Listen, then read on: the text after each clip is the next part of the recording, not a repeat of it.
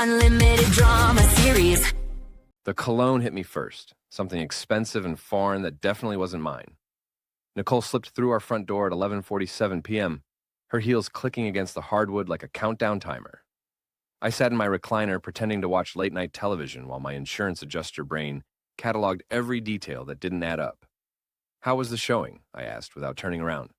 "Fine," she said too quickly. "Mrs. Patterson is still thinking it over." "Mrs. Patterson." "Right. The same Mrs. Patterson whose house had been under contract for 3 weeks, according to the real estate website I'd checked an hour ago. But I let it slide, the way I'd been letting everything slide for the past 2 months. My name is Greg Mallory, and I've spent 15 years investigating insurance fraud for Northeastern Mutual. You learn to spot lies the way a sommelier identifies wine, by the subtle notes that don't belong. Tonight, my wife was practically drowning in them." Nicole kicked off her heels, and I caught sight of mud caked on the left one. Interesting, considering it hadn't rained in 4 days, and Mrs. Patterson's driveway was paved. She headed upstairs without her usual kiss goodnight, leaving behind that foreign cologne and a crumpled Uber receipt that had fallen from her purse. I picked up the receipt after she disappeared into our bedroom. The pickup location was downtown near the high-rise district. The timestamp read 11:32 p.m. 15 minutes ago. Not nearly enough time to drive from Mrs. Patterson's suburban ranch. My phone buzzed with a text from Stan, my office buddy. "Dude, saw Nicole at the Broken Mug tonight around 9? Thought you were working late?" I was working late. Until 10:30, finishing a particularly messy auto claim. Stan's text felt like a punch to the gut, but I kept my expression neutral as Nicole's footsteps creaked overhead. The smart move would have been to confront her immediately, demand explanations, wave the evidence around, have the big dramatic scene that would either clear the air or end our marriage. But 15 years of investigating fraud had taught me patience. Rush the case, miss the details. Miss the details, lose everything. I spent the next hour sitting in that recliner, listening to Nicole's shower run longer than usual, cataloging every suspicious moment from the past few months. The late-night emergency showings. The new gym membership she never seemed to use but somehow stayed incredibly fit. The way she'd started dressing up for grocery runs. My phone buzzed again. This time it was a text from an unknown number. "Check your email. A concerned neighbor." The email contained a single photograph, taken from a distance but clear enough. Nicole, pressed against the driver's side of a red Camaro in what looked like a parking garage, locked in a passionate kiss with a man I didn't recognize. The timestamp showed yesterday, 8:43 p.m., right when she'd claimed to be showing a house to the Hendersons. I stared at that photo for a long time, feeling something cold and calculating settle in my chest. This wasn't just an affair. This was systematic deception, complete with alibis and cover stories. The kind of fraud that required planning, coordination, and probably accomplices. The old Greg would have printed the photo, stormed upstairs, and demanded an explanation. But that Greg was an idiot who trusted people at face value. The new Greg, the one born in this recliner at 12:47 a.m., understood something important. If Nicole wanted to play games, she was about to discover she'd picked the wrong opponent. I was done being the insurance guy. Time to become the claim. The next morning, Nicole acted like nothing had happened. She made coffee, kissed my cheek with lips that had been on another man 12 hours earlier, and cheerfully discussed our weekend plans like she wasn't living a double life. "I might have to show the Morrison place on Saturday," she said, buttering her toast. "Big commission if it goes through?" "Of course," I replied, sipping my coffee and mentally noting that the Morrison house had sold 3 days ago. "Whatever you need to do." She smiled, that perfect real estate agent smile she'd perfected over the years, and headed off to work in her BMW. I waited exactly 10 minutes, then called in sick to my own office. Time to do some investigating. My first stop was the Broken Mug, the downtown bar where Stan had spotted Nicole. The daytime bartender, a weathered guy named Mickey, remembered her immediately. Yeah, the blonde real estate lady. She's been coming in pretty regular the past couple months, always with the same guy. Dark hair, drives that red Camaro. They sit in the back corner booth, real cozy-like. "You know the guy's name?" Mickey shrugged. "Darren something. Manages that fancy fitness place in the mall. Tip's decent, but he's got that smarmy vibe, you know? Like, He's doing you a favor by existing. Darren. Now I had a name to go with the face in the photograph. I thanked Mickey and headed to Westfield Mall, where Peak Performance Fitness occupied a prime corner spot. Through the floor-to-ceiling windows, I spotted him immediately, about 6 feet tall, artificially tanned, with the kind of sculpted physique that screams steroids and insecurity. I watched him for 20 minutes, noting how he flirted with every attractive woman who walked through the door. This wasn't love. It was conquest. Nicole was just another trophy in his collection, which somehow made the betrayal sting even worse. My phone rang as I sat in the mall parking lot. Nicole's name flashed on the screen. "Hey, honey," she said, her voice honey-sweet. "I'm going to be late tonight. The Pattersons want to see 3 more houses." "No problem," I said. "I'll grab dinner with Stan." But I didn't call Stan. Instead, I drove to the high-rise district and found the parking garage from the photograph. It didn't take long to spot the red Camaro on the 3rd level, parked next to Nicole's BMW. They weren't even trying to be subtle. I positioned myself behind a concrete pillar and waited. At 7:23 p.m., they emerged from the elevator, Nicole's hair messed up and her lipstick gone. They kissed goodbye like teenagers, all hands and whispered promises. "Same time Thursday?" Darren asked, his voice carrying in the concrete space. "I'll tell Greg I have a late showing," Nicole replied. "He's so clueless. He'll believe anything." Clueless. That word hit harder than the affair itself. Not only was she cheating, she was laughing about how easy it was to fool me, how stupid I was, how pathetic. I waited until they drove off in separate directions, then made my way home. Nicole arrived an hour later, full of stories about the Pattersons and their picky house requirements. She even showed me photos on her phone, pictures she'd obviously taken weeks ago and saved for just such an occasion. "You're so thorough," I said, scrolling through the fake evidence. "It's one of the things I love about you." She beamed at the compliment, completely missing the sarcasm. That's when I realized something important. Nicole thought she was the smart one in this relationship. She'd built this elaborate deception and convinced herself I was too dumb to notice. She was about to learn the difference between dumb and patient. That night, after she fell asleep, I accessed our phone records online. 3 months of late-night calls to Darren's number. Text message timestamps that coincided perfectly with her work emergencies. Even a few charges to a motel out on Route 9 billed to her credit card. I screenshot everything, uploaded it to a secure cloud account, and started building my case file.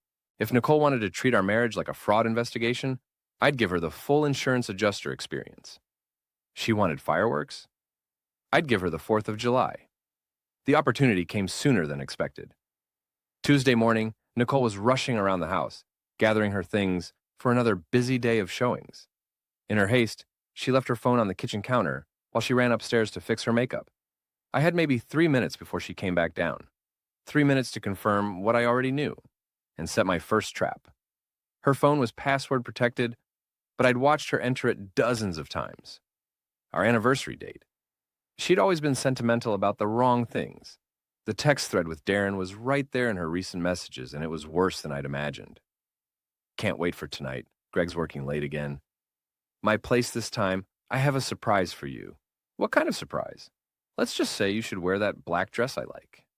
And nothing else underneath. My hands shook as I scrolled through weeks of messages. Explicit photos, detailed plans for their encounters, complaints about me, about our marriage, about how she was finally ready to make a change. But the worst message was from 3 days ago. "Darren, I think I'm..."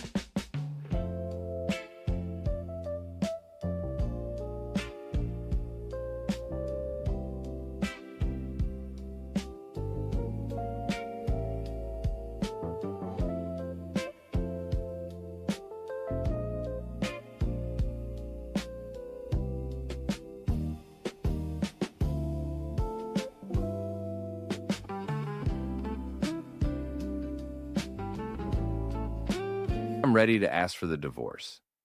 I just need to figure out how to get the house and the good car. Maybe if I can make Greg look bad somehow. They weren't just having an affair. They were planning to destroy me. I heard Nicole's footsteps on the stairs and quickly forwarded the most damaging messages to my own phone, then deleted the evidence from her sent folder. She walked into the kitchen just as I was pouring myself another cup of coffee. "Have you seen my phone?" she asked, looking around frantically. "Right there on the counter," I said, pointing to where she'd left it. She grabbed it and kissed my cheek. "You're the best. I don't know what I'd do without you." "Hopefully you'll never have to find out," I replied. She left for work, and I called my office to take another sick day. Then I called my lawyer, Tom Brennan, who'd handled our house purchase 5 years earlier. "Greg, good to hear from you. What can I do for you?" "Tom, I need some advice. Hypothetically, if someone was planning to divorce their spouse and try to take them for everything they're worth, what kind of evidence would protect the innocent party?" There was a pause. "This wouldn't be hypothetical, would it?" "Let's say it's not. Then you need documentation. Financial records, communication evidence, proof of adultery if applicable. The more evidence you have of deception or fraud, the better your position in any settlement. And if the cheating spouse was planning to make false accusations to improve their position, even more reason to document everything. Greg, are you in immediate danger?" "No, but I think I'm about to be. I'll call you back when I have more information." I spent the rest of the day gathering evidence. Bank statements showing charges to restaurants and hotels I'd never been to. Credit card bills for lingerie I'd never seen Nicole wear. Even a receipt for a weekend getaway to Cape Cod that she'd told me was a work conference. By evening, I had enough evidence to bury her in any divorce proceeding. But I wasn't ready for divorce yet. I was ready for something much more satisfying. Nicole came home at her usual time, full of stories about her day. She'd even brought Chinese takeout from our favorite place, playing the role of loving wife to perfection. "You seem happy," I observed as we ate. "Just had a good day, I guess. Closed the Henderson deal, finally." The Henderson deal had closed a week ago. I'd checked. But I smiled and congratulated her, playing my own role just as well. After dinner, she excused herself to take a shower. I waited until I heard the water running, then used her laptop to access her email. She'd used the same password as her phone. Really, for someone planning an elaborate deception, she was remarkably careless about security. Her email was a gold mine. Messages to her sister about finally getting rid of Greg. Conversations with Darren about apartments they were looking at together. Even a consultation request to a divorce attorney, asking about strategies for maximizing settlement from a controlling husband. Controlling. That was rich, coming from someone who'd been orchestrating my entire emotional destruction. But the most interesting email was from her best friend Brianna, sent just that afternoon. "Are you sure about this plan? Making Greg look unstable seems risky. What if he finds out?" Nicole's response: "He won't. Greg's too trusting and too stupid. By the time I'm done, everyone will think he's an abusive husband who drove me away. I'll get the house, the cars, and probably alimony." I stared at that email for a long time, feeling something cold and final settle in my chest. This wasn't just about the affair anymore. Nicole was planning to destroy my reputation, my relationships, my entire life. She wanted to paint me as abusive, isolate me from friends and family, and take everything I'd worked for. The shower was still running upstairs. I forwarded the emails to my secure account, cleared the browser history, and closed the laptop. When Nicole came downstairs in her robe, I was back on the couch, watching television like nothing had happened. "What are you watching?" she asked, curling up next to me. "Just some crime show," I said. "Guy thought he was smarter than everyone else. Turns out he wasn't." She laughed and snuggled closer. "Those shows are so unrealistic. Real criminals would never be that stupid." "You'd be surprised," I said, wrapping my arm around her. "Sometimes the smartest people make the dumbest mistakes. Insurance always pays out, unless you torch your own house." The confrontation with my friends came sooner than I expected. Thursday night, I was supposed to meet my usual group at Murphy's Pub for our weekly poker game. But when I arrived, the atmosphere was ice cold. Stan, who'd been texting me supportive messages all week, couldn't meet my eyes. Dave, my neighbor and weekend golf partner, was openly hostile. Even Tom Bradley, who'd been my friend since college, seemed uncomfortable. "We need to talk, Greg," Dave said before I could even sit down. "Sure. What's on your mind?" Nicole called my wife yesterday. She was crying, said you've been different lately. Angry, controlling. My blood went cold, but I kept my voice steady. "Different how?" She said you've been checking her phone, following her around, accusing her of things. Tom leaned forward, his expression serious. She's scared, man. She thinks you might be having some kind of breakdown. I looked around the table at these men I'd considered my closest friends. Men I'd been best man for, helped move, lent money to over the years. They were all looking at me like I was a stranger. And you believed her? I said quietly. She had bruises, Greg. Dave's voice was hard. On her wrists. Said you grabbed her during an argument. Bruises. Jesus Christ. She was really going through with it. The elaborate frame job, complete with physical evidence. I thought about Darren's hands on her in that parking garage. How rough they'd been. How easy it was. I was drunk. I didn't know what I was doing. Drunk? I have everything on video. Watch more on Grammarly.com. Would be to claim those marks came from me. I've never laid a hand on Nicole, I said. That's what they all say, Stan muttered. The betrayal hit me like a physical blow. Stan, who'd been sending me concerned texts about Nicole's behavior. Stan, who'd seen her at the bar with another man and thought he was helping me. Now he was looking at me like I was a monster. You guys have known me for years, I said, standing up slowly. You really think I'm capable of hurting my wife? People change, Tom said. No stress, work problems, marital issues. They can make a man do things he never thought he would. What work problems? What marital issues? According to Nicole, everything's been perfect. They exchanged glances, and I realized this conversation had been planned. They'd discussed me, analyzed me, decided I was guilty before I even walked in the door. Maybe you should talk to someone, Dave suggested. Get some help. Maybe you should mind your own damn business. The words came out harsher than I intended, but I was past caring. These men had known me for decades, and they'd thrown it all away based on one tearful phone call from a woman they barely knew. That's exactly the kind of reaction Nicole was talking about, Stan said. The anger issues. I laughed, and it sounded bitter even to my own ears. Anger issues, right. So if I defend myself, I'm angry and unstable. If I don't defend myself, I'm guilty. Perfect trap. I threw a 20 on the table and headed for the door. Behind me, I heard Tom call my name, but I didn't turn around. These friendships were over, poisoned by Nicole's lies, just as she'd planned. In the parking lot, I sat in my car for a long time, hands shaking with rage and betrayal. She'd done this perfectly. Isolated me from my support system, made me look like the aggressor, positioned herself as the victim. By the time she filed for divorce, everyone would be on her side. My phone buzzed with a text from an unknown number. Saw your wife and her boyfriend at the Marriott downtown tonight. Room 412. Thought you should know. A friend. Another anonymous tip, probably from the same concerned neighbor who'd sent me the first photo. I should have been grateful for the information, but right now I just felt exhausted. Nicole was probably in that hotel room right now, laughing with Darren about how easily she'd turned my friends against me. I drove home to our empty house and poured myself 3 fingers of whiskey. Then I sat down at my computer and started typing. The email went to every person in Nicole's contact list. Friends, family, coworkers, clients. The subject line read, "The truth about Nicole Mallory." I attached screenshots of her text messages with Darren. Photos of them together in the parking garage. Bank statements showing her hotel charges. Email conversations about her divorce strategy and plans to frame me as abusive.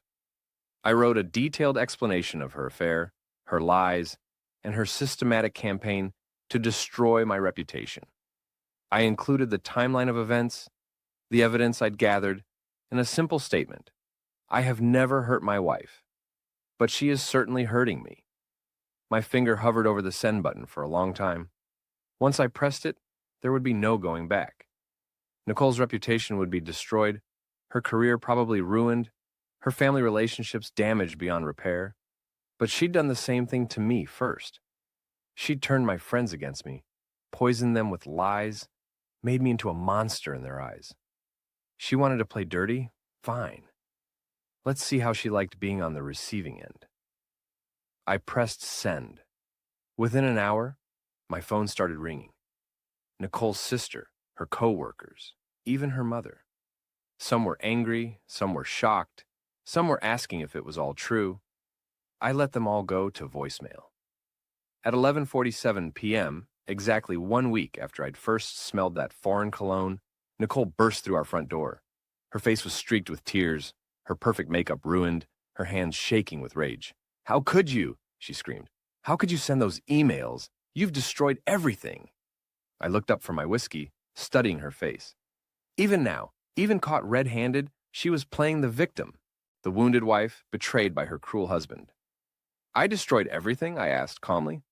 "That's interesting, because I'm not the one who's been screwing around for 3 months. That's not... You don't understand. I understand perfectly. You wanted to leave me, take everything I own, and destroy my reputation in the process. You just didn't expect me to fight back." She stared at me, and for the first time since this whole thing started, I saw fear in her eyes. Real fear, not the crocodile tears she'd been feeding my friends. "Greg, we can work this out. We can go to counseling, fix this." "No," I said, standing up. "We can't. Because you didn't just cheat on me, Nicole. You tried to destroy me. You turned my friends against me, planned to take everything I've worked for, and would have let everyone think I was an abusive husband for the rest of my life. I never said you were abusive." I pulled out my phone and played the recording I'd made of my conversation with Dave and the others. Her voice came through clearly, describing my controlling behavior and anger issues. Her face went white. "You recorded them?" "I record everything now. Learned that from the best fraud investigators in the business. Amazing what people will admit when they think no one's listening." She sank onto the couch, finally understanding that her perfect plan had fallen apart. "What do you want?" "I want you out of my house. I want a divorce. And I want you to tell everyone the truth about what you did." "And if I don't?" I smiled, and it felt cold as winter. Then I released the rest of the evidence. The hotel receipts, the explicit text messages, the photos I took of you and Darren together. All of it goes public, Nicole. Your real estate license, your family relationships, your reputation, all gone. She looked at me like she was seeing me for the first time. "You're not the same person I married." "No," I agreed. "I'm not. The person you married was trusting and naive. He believed people were basically good, that marriage meant something, that his friends would stand by him. You killed that person, Nicole. This is who's left. If they wanted a villain, I'd give them a blockbuster." 3 days later, Nicole moved out. She tried to take the BMW, but I'd already had it repossessed. Turns out the loan was in my name, and I'd simply stopped making payments. She tried to clean out our joint bank account, but I'd frozen it the morning after our confrontation. She even tried to take the furniture, but my lawyer had already filed an injunction. She was learning the difference between planning a crime and executing it. But I wasn't done, not even close. Friday night, I walked into the Broken Mug during happy hour. The place was packed with the usual crowd. Young professionals, real estate agents, fitness trainers, and social media influencers. Nicole's entire social circle was there, including Brianna, who'd been helping orchestrate my destruction. I dressed carefully for the occasion. My best suit, freshly shaved, looking every inch the successful insurance executive I actually was. I wanted to look respectable, trustworthy, sane. The kind of man who didn't deserve what had been done to him. Nicole was sitting in the back corner booth, the same one where she'd been meeting Darren for months. But tonight she was alone, nursing a wine and looking like her world had ended, which, to be fair, it had. I walked straight to her table and sat down across from her. "Hello, Nicole." She looked up, her eyes red-rimmed and exhausted. "What are you doing here?" "Having a drink. This is a public place." "Greg, please, haven't you done enough?" I signaled the bartender and ordered a whiskey. "Done enough? I haven't even started." That's when Darren walked in, looking around nervously. He spotted Nicole immediately and started toward our table, his chest puffed out like he was ready for a fight. There a problem here?" he asked, standing over me with his arms crossed. I looked up at him calmly. "No problem at all. Just having a conversation with my wife." "Soon-to-be ex-wife," he corrected, "and she doesn't want to talk to you." "Funny thing about that," I said, pulling out my phone. "I've been doing some research on you, Darren. Peak Performance Fitness, right? Nice business. Shame about the financial problems." His face went pale. "What are you talking about?" The lawsuit from your previous gym, the unpaid taxes, the fact that you're 3 months behind on rent and about to lose your lease. I smiled. Amazing what public records can tell you about a person. You're lying. Am I? Because I also found out about the sexual harassment complaints from your female employees. 3 different women, all filed with the State Labor Board. That's public record, too. Darren's hands clenched into fists, but he didn't move. We were in a crowded bar, surrounded by witnesses. Even he wasn't stupid enough to start a fight here. You want to know the really interesting part? I continued. I called your landlord yesterday. Turns out he's been looking for a reason to evict you. Something about complaints from other tenants about noise and inappropriate behavior. What did you do? I didn't have to do anything. I just made sure he was aware of the public records. The complaints, the financial problems, he made his own decision. Nicole was staring at me in horror. Greg, stop. Stop what? I haven't done anything illegal. I've just shared publicly available information with interested parties. Darren was shaking with rage, but there was fear in his eyes too. He was starting to understand that he'd picked the wrong man's wife to seduce. You son of a bitch, he whispered. Careful, I said. There are a lot of people watching right now. Wouldn't want to give them the wrong impression about your character. He looked around the bar and realized I was right. Half the room was watching our conversation, phones out, probably recording. Any aggressive move he made would be captured and shared within minutes. This isn't over, he said. Yes, it is. I stood up, straightening my suit jacket. Your gym is closing next week. Your reputation is destroyed, and everyone in this room knows exactly what kind of man you are. I turned to Nicole, who was crying silently into her wine. As for you, the divorce papers will be filed Monday morning. My lawyer suggests you get your own representation. Greg, please. You wanted everyone to think I was controlling and abusive, I said, loud enough for the nearby tables to hear. But all I ever did was love you and trust you. You're the one who chose to destroy our marriage for a man who can't even pay his bills. I walked toward the door, but stopped when I reached Brianna's table. She'd been Nicole's co-conspirator, the one who'd helped spread lies about my anger issues and controlling behavior. Brianna, I said pleasantly, how's the influencer business going? She looked up nervously. Fine. That's good. I'd hate for your followers to find out about your role in Nicole's affair. You know how you helped her lie to her husband, provided alibis, even took photos of her with her boyfriend. I smiled. But I'm sure your sponsors would understand. Brands love working with people who help destroy marriages. Her face went white. You wouldn't. I don't need to. The screenshots of your text messages with Nicole are already making the rounds. Amazing how fast things spread on social media these days. I left her sitting there and walked out of the bar. Behind me, I could hear the buzz of conversations starting up, phones being pulled out, the social media machine grinding into action. By morning, everyone in town would know the real story, not Nicole's version, where I was the controlling, abusive husband, the true version, where she was the cheating wife who'd tried to destroy an innocent man. I sat in my car outside the bar, watching through the windows as Nicole's world continued to collapse. Darren had stormed out, probably to deal with the crisis at his gym. Brianna was frantically typing on her phone, trying to do damage control. Nicole was still sitting alone in that corner booth, finally understanding the full scope of what I'd done. My phone buzzed with a text from Stan. Greg, I owe you an apology. Just heard the whole story. I'm sorry we didn't believe you. Then another from Dave. Man, I feel like an idiot. Nicole really had us fooled. Are you okay? And another from Tom. Drinks tomorrow? My treat. I owe you a big apology. I deleted all 3 messages without responding. They'd had their chance to stand by me, and they'd chosen to believe a liar instead. Some bridges, once burned, couldn't be rebuilt. But it didn't matter anymore. I didn't need their friendship or their approval. I'd handled this situation myself, using nothing but patience, intelligence, and the skills I'd learned investigating insurance fraud. Nicole had wanted to play games with a professional. She'd discovered the difference between amateur hour and the real thing. I drove home to my empty house, poured myself a drink, and sat down to plan my new life. The divorce would be finalized within 60 days. The house was mine, the cars were mine, and thanks to the prenup Nicole had insisted on signing, she'd get nothing but her personal belongings. Darren would be bankrupt within a month, His business destroyed and his reputation in ruins. Brianna would lose her sponsorship deals and probably have to find a real job. And Nicole would have to start over with nothing. Her real estate career finished and her social circle destroyed. I'd won. Completely, utterly, definitively. But the victory felt hollow somehow.